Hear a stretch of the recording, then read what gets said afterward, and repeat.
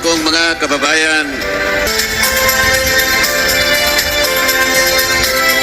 walang sapat na salita ang pwede kong bigkasin upang ihatid ko sa inyo ang taus-pusong pagtanaw ng utang na loob sa inyong pagpapaunlak upang dumalo sa pagtitipong ito. Sa makasaysayang pagtitipong ito na alam ko pong hinintay ninyong lahat. Ito po ang meeting de avance ni Marcoleta. Mga kababayan, ang ating pong bansa ay tumatahak ngayon sa isang sangangdaan pampolitika. Ang ating pong rule of law at ang due process of law ay nakokompromiso na at hindi na po umiiral sa maraming pagkakataon. Marahil naaalala pa ninyo sa umpisa ng taong ito, halos 4 na buwan nang nakararaan, isang malaking bahagi ng ating sambayanan ang gumawa ng isang tahimik na pagkilos upang hilingin sa ating mga namiminuno na hanapin natin ang pagkakaisa at ang kapayapaan sa ating bansa. Ang malaking bahagi ng pagkilos na yon ay nagpahayag ng kanilang saloobin na napakalaki ng problemang hinaharap ng ating bansa. At ipinakiusap nila, isanatinig ang athikain ng maraming Pilipino na huwag na sanang ituloy ang impeachment sapagkat ito ay magbubunga lamang ng pagkahabahagi ng ating mga mamamayan at ng ating mga pinuno. Nakakalungkot po sapagkat halos isang buwan lang pagkatapos ng paghiling na yon, pagkatapos ng pagkilos na yon, ang House of Representatives mismo ang namuno upang i-impeach ang Vice President. Sa makatwid, mga kababayan, hindi po nila pinakinggan, hindi po nila binigyan ng pansin o paggalang ang maramihang pagkilos na yon, ang humihiling ng kapayapaan at pagkakaisa. Kaya po ang nagiging bunga ngayon, mga kababayan, lalo pong lumubha ang pagkakabahabahagi ng ating mga mamamayan. Hindi lamang po yun, lalong lumubha ang pangkabuhayan ng ating bansa. Sa marami pong lugar na aking pinuntahan, halos lahat po ay nagsasabi na napakahirap ng kanilang kalagayan. Totoo po yun sapagkat sa ngayon, ang presyo ng pangunahing bilihin, lalong-lalo na po ang pagkain, ay hindi na halos maabot ng kinikita ng pangkaraniwang manggagawa. Ang totoo po, sa survey na lumabas noong nakaraang buwan, ang nagsasabi na 27% ng ating mga mamamayan ngayon ang nakakaranas ng gutom. Kung tawagin po nila ay involuntary hunger. Ibig sabihin po niyan, kahit gusto nilang kumain, wala silang makain. 27%. Masyadong mataas po ang bilang na yon. Ang ibig sabihin noon, halos 38 million Pilipinos ang nakakaramdam ng gutom. Ito po dapat ang bigyang diin. Ito po dapat ang unahin ng ating pamahalaan. Ngunit ang nangyari po, dahil nga sa pagkakawatak-watak natin, napakahirap ngayon ng kalagayan ng ating bansa. Ang ating pong national debt ngayon ay umabot na ng 16 na trilyong piso. Napakahirap pong kalagayan yan para sa isang bansang katulad ng Pilipinas. Nagahari pa rin ang corruption ngayon dahil nga po sa hindi pag-iral sa maraming pagkakataon ng rule of law at ng due process. Paano natin mapapalakas po ngayon yung ating law enforcement? Paano po ngayon yung monitoring? oversight function na sana'y nababantayan ang pagpapatupad ng maraming batas sa ating bansa. Wala na po. Halos 30% po ng pera ng kababayan ang pumupunta sa bulsa ng iilan. Ganito na po ang kaawa-awang kalagayan ng ating mamamayan ngayon. Nasasakripisyo po ngayon, pati po yung serbisyong pampubliko. Yung edukasyon po ay sumadsad na ang kalidad ng edukasyon. Pati ang ating public safety, pati ang public health ay naharap sa isang napakalaking problema dahil po sa corruption. Ang ginagawa po ngayon ng mga pinuno ng ating bayan, siguro po kayo ay mga witnesses na rin. Kayo pong nakakakita kung anong ginagawa nila. Nagbibigay na lamang sila ng ayuda. 5 klase po ngayon ang ayuda na ibinibigay sa mga kababayan natin. 5 klase po. Ang una po yung 4Ps. Sinundan po yun ng MAIP. Sinundan pa ng AIX, ng TUPAD, at ng AKAP.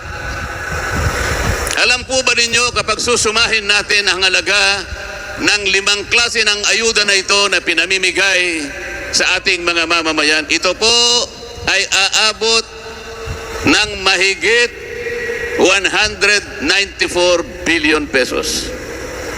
Malaking halaga. Sa halagang ito, ang dapat pong mabiyayaan, dapat matulungan ay hindi bababa sa 27 milyon na Pilipinong may hirap. Yun po dapat ang maserbisyuhan. Yung bilang na yun ang dapat maabutan ng ayuda. 27 milyon na mahirap na Pilipino.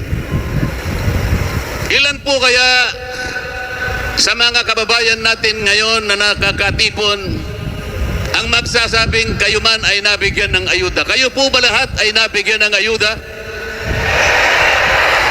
Sa dami po ba ninyong yan ay wala man lang isang nabigyan ng ayuda? Maaring tama po kayo sapagkat sa pagtaya ko, sa sarili kong pagtaya, wala pang 10% ng 27 million Pilipinos ang nabibigyan ng ayuda. Sapagkat sa aking palagay at sa aking pag-oobserba, pinipili lamang nila ang binibigyan ng ayuda. Yung kakilala nila, yung barkada nila, yung kasama nila sa partido nila, yun ang nabibigyan. Sa mga tweet, hindi po mabisang paraan. Hindi po yung ayuda na yan ang sagot para ibangon ang mahirap na kalagayan ng ating mamamayan.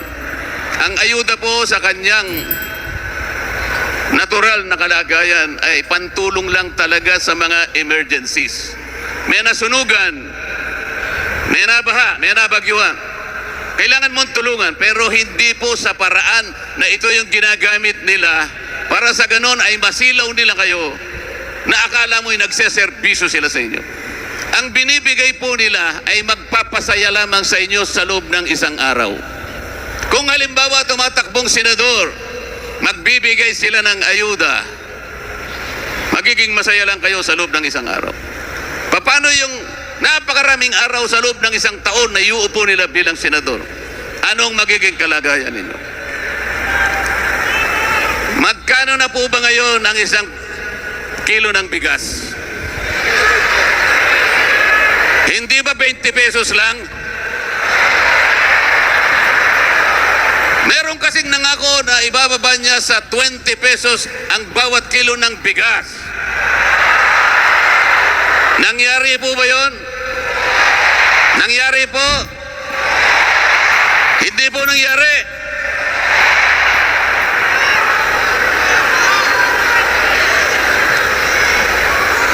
Magkano po ba ang presyo ng kuryente?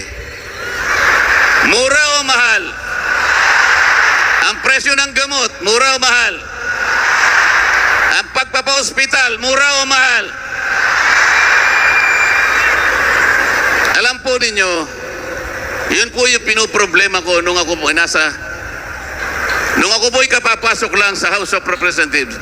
Iniisip ko na po, binasa ko na po yung batas sa kuryente.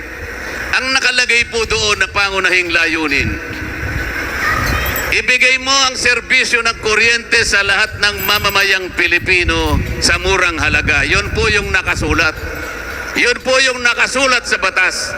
Bakit po pagkatapos ng 24 na taon, yung kabaliktaran po ang nangyari? Ang singil ng kuryente sa ating bansa ngayon ang pinakamataas sa buong Asya. Bakit ganun po ang nangyari? Dahil wala pong nagbabantay sa pagpapatupad ng mga batas. Mga batas na sana'y nakapagbigay ng benepisyo sa inyong lahat. Ganito na lamang po ang gawin natin. Alam ko po na ako ay mananalo bilang isang senador.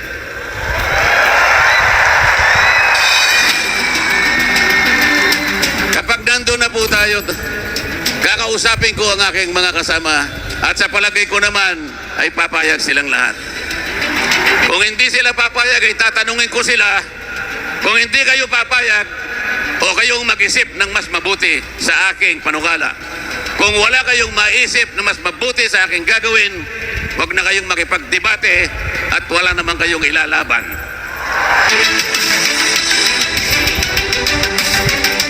Ganito po ang gagawin natin. Dahil hindi naman lahat ay nabibigyan ng ayuda. Ang karamihan noon ay kinukurap lamang nila.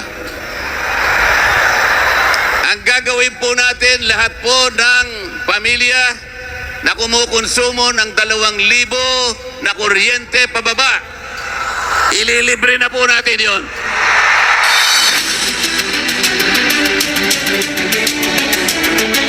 Pwede natin gawin yon sapagkat ang mabibiyayaan po ay 27 million Pilipinos. Ibig sabihin, walang lamangan, pare-parehong mabibigyan. Walang korupsyon sapagkat dire-diretso niyong pakikinabangan.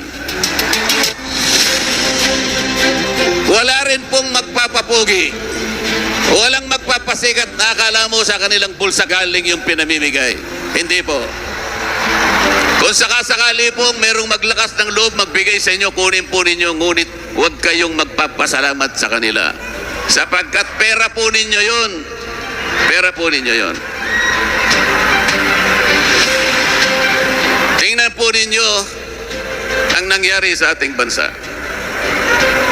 In-impeach nila yung Vice President at naghihintay lamang po na matapos ang halalan kapag nakakuha sila ng bilang,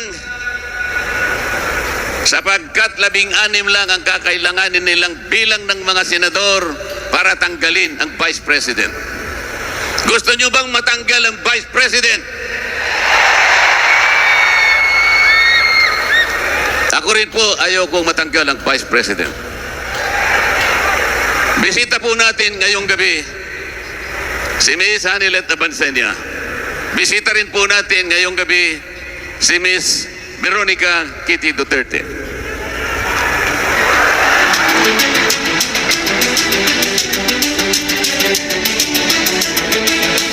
Salamat po sa kanilang pagbisita sa ating meeting de avance. Hindi po tama ang gagawin nilang pagtanggal sa Vice President. Sapagkat ang ginawa po nila na proseso ay mali. Kailangan pong malaman ninyo ito. Para tanggalin ang Vice President, kailangan po makakita kayo ng ebidensya na magagamit natin na isinasaad na saligang batas. Ang ginawa po nila ay sinuri po nila yung tinatawag na confidential funds ng opisina ng Vice President. Sinabi ko na po sa kanila, hindi ganito ang paraan. Unang-una, ang House of Representatives po ay hindi Commission on Audit. Hindi po kami auditor. Wala po kaming mandato, wala po kaming otoridad na kami ang magsuri ng pagkakagasta ng budget ng isang ahensya ng gobyerno. Isa lamang po na opisina ang itinalaga ng saligang batas na magsuri, mag-audit ng pagkakagasta ng pera ng bayan. Ito po yung Commission on Audit. Mali po ang ginawa ng House of Representatives. Hindi po kami auditor. Pangalawa, bakit po sa dinami-dami ng mga opisina ng pamahalaan na merong confidential funds. Mahigit pong 400 opisina ang binigyan ng confidential funds. At sila din ay sinusuri ng Commission on Audit. Bakit isa lamang po na opisina ang kanilang tinarget? Ito po ang opisina ng Vice President. Dahil po sa pamumulitika. Dahil po sa pamumulitika. Tingnan po ninyo yung proseso namin sa House of Representatives. Ang impeachment po ay dinadala sa Committee on Justice. Doon po sinusuri, doon po pinagdidibatihan ang ebidensyang ihaharap kung ang subject po ng complaint ay may impeach o hindi. Ang ginawa po nila ay isang Committee on Good Government, na ang tungkulin ay inquiry in aid of legislation. Hindi po pwedeng pagsamahin yung dalawang yon.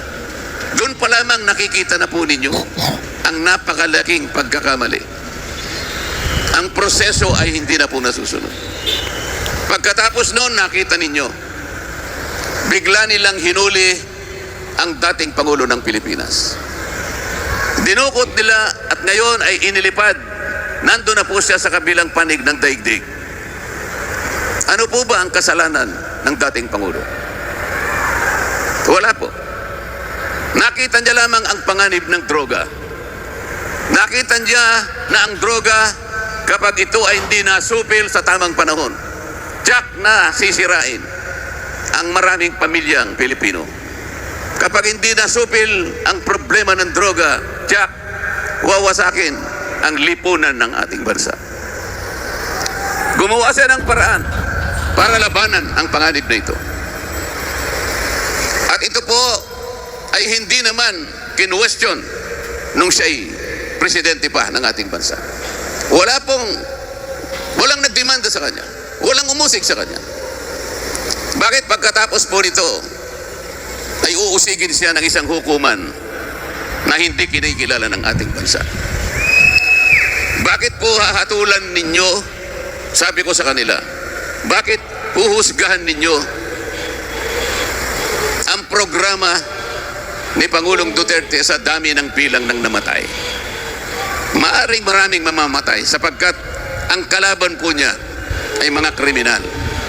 Ang kalaban niya ay mga nakahandang wawasak sa isang bansa. Ang mga kalaban ay mga gumagamit at gumagawa ng droga. Lalaban at lalaban po yung mga yan. Merong mamamatay. Doon mo ba uhusgahan ang isang programa na ang kanyang layunin ay may isalba, maproteksyon na ng mamamayan? Hindi ba dapat ito ay husgahan sa dami ng mamamayan na nakinabang, sa dami ng pamilya na nagkaroon ng katahimikan ng kanilang loob sapagkat nakikita nila yung kanilang mga anak pwedeng maglakad sa mga daan, sa mga iskinita ng walang inaalala sapagkat wala na yung mga kriminal na talaga namang naghahanap lamang ng kanilang masisila. Ngayon po ang Pangulo ay nandun na sa kabilang panig ng daigdig. Kahit na wala ng jurisdiction ng ating bansa, siya ay hahatulan. Tama po ba yun? Payag ba kayo na siya'y usigin at siya'y hatulan ng isang hukuman na hindi kinikilala ng ating bansa?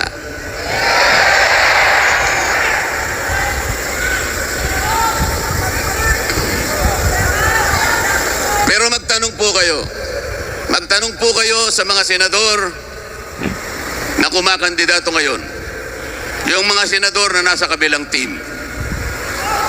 Nasubukan nyo na bang tinanong sila kung anong masasabi nila sa nangyayari sa ating bansa ngayon? Sinubukan nyo na bang tanungin sila kung sila'y payag sa pagkaka-impeach ng Vice President? Hindi po sila kikibo. Nasubukan nyo na ba silang tanungin kung anong masasabi nila sa pagkakahuli at pagkakadetini sa dating Pangulo? Hindi sila kikibo. Sapagkat wala silang sasabihin sa inyo. Para sa kanila ay parang walang nangyari. Para sa kanila ay hindi nila iniisip at hindi mahalaga kung anong mangyayari sa direksyon ng ating bansa. Hindi po nila kailanman sasagutin ang mga tanong ninyo. Bakit po? Wala po silang pakialam. Ang importante lang sa kanila ay mailuklok nila yung sarili nila. Hindi ba nila dapat sagutin yun? Bakit hindi nila pakialaman kung tama o mali ang nangyayari sa ating bansa? Gusto lamang ba nila na magpaboto sa inyo para sa ganun ay uupo na naman sila ng 6 na taon? Ilang beses na ba silang nakabalik?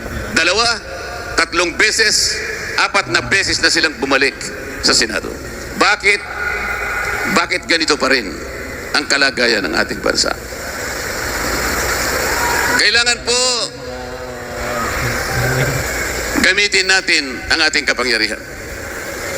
Sa marami pong lugar na pinupuntahan ko, malimit kong sabihin sa kanila, nasa inyong mga kamay ang kapangyarihang pumili ng susunod na mga senador na magsisilbi sa inyo. Kasi po yung kapangyarihan ay bibigay ninyo sa kanila ay meron silang kakayahan para baguhin ang inyong kalagayan. Kung gusto nilang gawin at kung kaya nilang gawin, yun po ang problema. Kailangan po ninyong pakaisipin. Halimbawa po, ang kalagayan po ng ating mga local governments ngayon, units, katulad po ng mga barangay. Alam ko po, sa gabing ito ay meron tayong mga bisitang dumalo na mga barangay kapitan at marami ring mga mayor siguro na nandito. Napansin po ba ninyo kung anong kalagayan ng ating mga barangay ngayon? Kung alam po ninyo, mahigit na 42,000 ang barangay natin ngayon sa kasalukuyan. Ilan po bang porsyento ng 42,000 barangay sa ating Pilipinas, sa ating bansa, ang nakatatayo sa sariling paa ngayon? Lalong-lalo na po yung mga barangay na nasa 4th class and 5th class municipalities. Ilan po bang barangay out of 42,000 and more barangays ang nakatitindig sa sariling paa? 2% lamang po. Ibig sabihin po, 98% ng mga barangay natin gumagapang. Ganyan po ang kalagayan ngayon. Kaya po ako gumawa ng panukalang batas sana. Inisip ko na kailangan ding tulungan ang mga barangay, lalo na po yung maliliit, dahil sa kakulangan ng pondo. 67% po ng mga barangay sa buong Pilipinas, ang budget po ninyo ay 3 milyon pababa. Tama o hindi? Sa 3 milyon na budget sa loob ng isang taon, paano po mabubuhay ang barangay? Kasi po nakadepende lang kayo sa IRA. Doon sana sa aking panukalang batas, inisip ko na makakalap tayo, makakuha tayo ng maraming pondo na panggasta ng maraming barangay. Ang problema po, hindi ko man lang nakuhang itaguyod ang panukalang batas sapagkat wala po silang gustong ibigay na panahon sa mga panukalang batas na magaganda at makakapagsilbi sa inyo. Ang binibigyan po nila ng pagkakataon, ang binibigyan nila ng maraming resources, halos araw-araw nakakapag-meeting, nakakapag-hearing ay yung Quadcom. Puro Quadcom na lang po ang kanilang binigyan ng pagkakataon. Ganun po naging malungkot ang kalagayan ko itong mga huling panahon ng pagsisilbi ko sa House of Representatives. Lahat po ng gusto kong gawin, hindi ko magawa. Sapagkat ang gusto nilang gawin ay puro pamumulitika lang. Yung i-impeach ang Vice President at usigin ang dating Pangulo. Yung pong mga nakatakdang panukalang batas na magaganda sana at magagamit natin, hindi nila ako binibigyan ng pagkakataong maisulong lahat yung yun. Lalong-lalo na po ang tungkol sa pagbababa ng presyo at singil ng kuryente. Mga kababayan,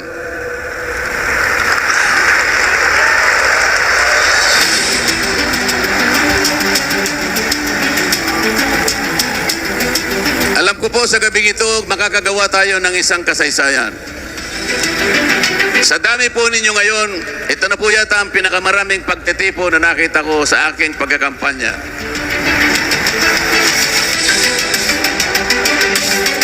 Wala po akong may bibigay na aik sa inyo. Wala po akong akap na dala para sa inyo. Wala pong tupad na may bibigay sa inyo. Makikiusap sana po ako sa inyo na uutangin ko muna sa inyo Sapagkat hindi kagaya ng mga ibang kumakandidato, marami po silang ibibigay sa inyong ganyan. Ako po, ang gagawin ko ay mangungutang na lang muna ako sa inyo. Ngunit, babayaran ko po sa inyo ng tapat na paglilingkod.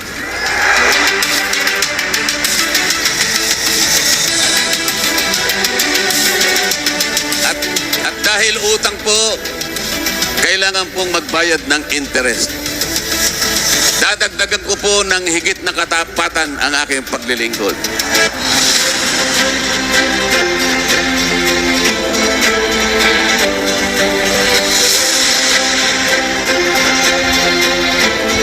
Makikiusap lamang po ako sa inyo. Sana po pakapiliin po ninyo ang iboboto ninyong senador. Bakit ko po ine-emphasize ito? Ang senador po ay merong kapangyarihan na baguhin ang ating buhay. Kailangan lang gamitin nila. Kailangan lang alam nila kung anong kanilang gagawin. Huwag kayong papayag na mauulit ang maraming pagkakataon. Marami na po kayong naiboto sa kanila. Paulit-ulit na lang. Ngunit, ang problema po ng ating bansa ay hindi nare-resolve. Kaya ako po'y nakikiusap at alam ko pong ako'y pagbibigyan ninyo sapagkat kayo po ang mga witnesses ko ngayong gabi. Pumunta kayo ngayong gabi para ipakita ninyo at ipadama sa akin ang suporta para ako ay makarating sa Senado.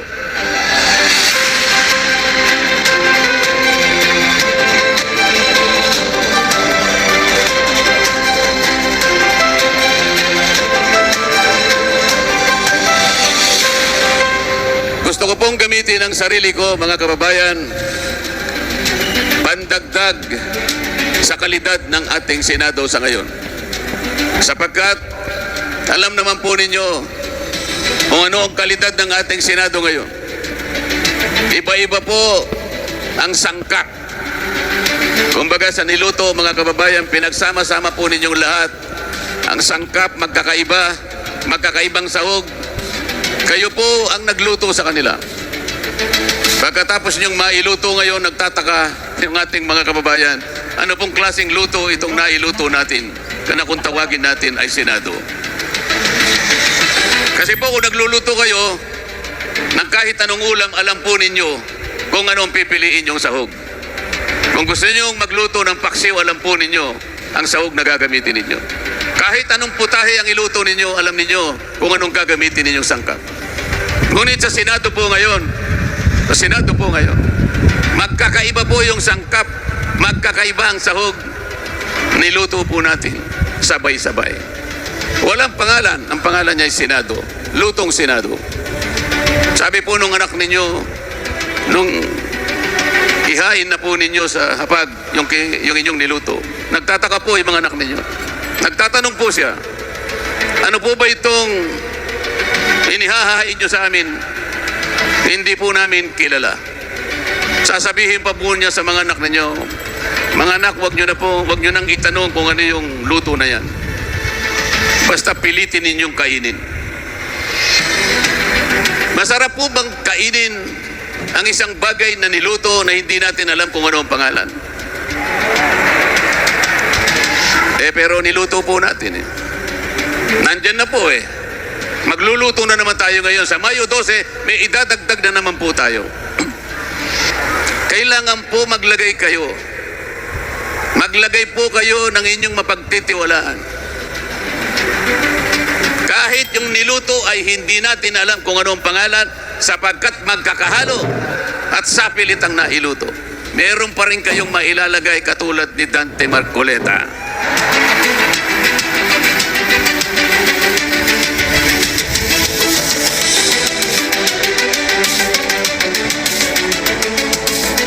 Gamitin po ninyo si Dante Marcoleta bilang magic sarap.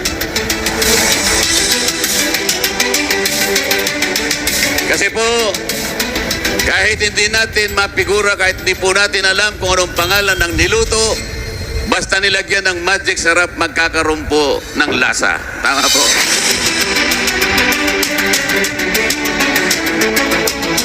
At At ako po'y naniniwala mula sa lasa na yan, magkakaroon po tayo ng pag-asa.